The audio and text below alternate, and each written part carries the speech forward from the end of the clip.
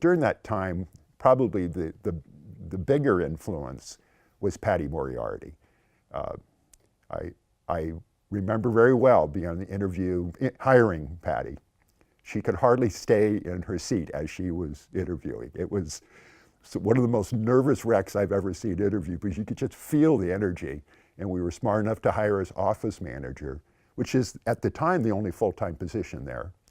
And then she transitioned that job into executive director. So her influence at CAVE, I thought, was, of all of us in the 70s and 80s, I have to credit Patty with a lot of the growth and professionalism of CAVE. It was a great place to be. I'm not kidding. At that particular time, you know, this just right at the end of the hippie, you know, era. Everybody, it was a big family in there. It was so much fun. There was a division. I mean, it was like, even though you just go down the stairs and go up the other stairs, it was like a different world in the other building. So I suggested that we connect the two buildings with a walkway, a covered walkway.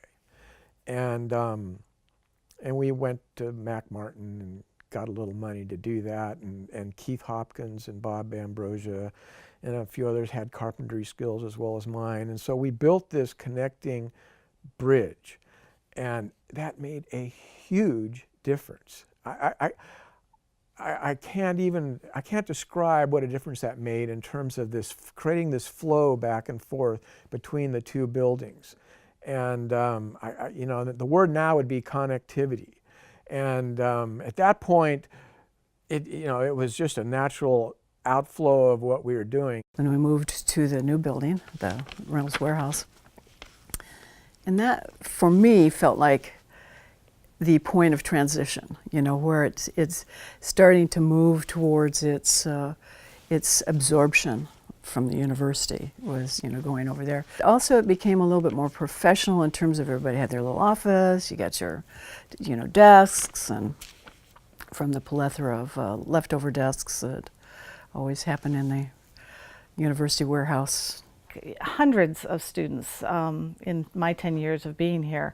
There were probably 60 to 70 student staff every semester, and then literally thousands of, you know, at least 2,000 a semester of students who were doing volunteer work. It was a big snowball effect, and I'm assuming it still is. Service learning became kind of the buzzword during my tenure at CAVE, and it was really interesting. We fling that phrase around now, and we all seem to know what it means, but back then it was really kind of revolutionary, new and different. Not a lot of faculty and staff really understood what it meant, and I belonged to a lot of state or national organizations who were promoting service learning. I ended up going to some certification classes and conferences and kind of different school sorts of options to become more versed in what service learning was. I used to read proposals from faculty who were trying to get funding for service learning courses and kind of rate them and decide, you know, who would be able to get that funding and support those classes.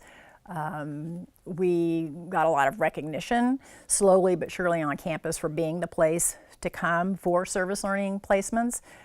It was somewhat compartmentalized because you had these different rooms in the house where your program was. And we didn't have a whole lot of space considering how many different programs were in there. We had, you know, we still had about 2,000 volunteers a year that volunteered in the CAVE programs. We had 17 different programs, and CLIC was housed with us. And the food stamp outreach program was in there. So when you think about it, there was a lot of, and at that time I would say there was probably 40 or 50 different student staff that's where they worked out of. So there was just, you always felt like there was something happening. There was always a lot of activity. CAVE was going from being a program that was run out of an old house to more of a campus program. I don't feel like our goal was to develop student leaders as much as develop students to be caring individuals who could work in the community. The student leadership just became a natural thing that came out of it.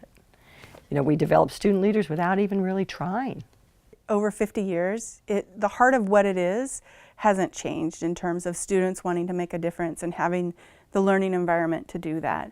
What was really different was the actual office. We were in the BMU and it was cubicles, and it felt a little more corporate, which isn't quite the right word, but it just felt different. It was actually a little bit hard to adjust to at first. It didn't feel right to me, but then I realized Cave is what Cave is, and it doesn't matter where Cave is housed, it's always going to do the magic that it does.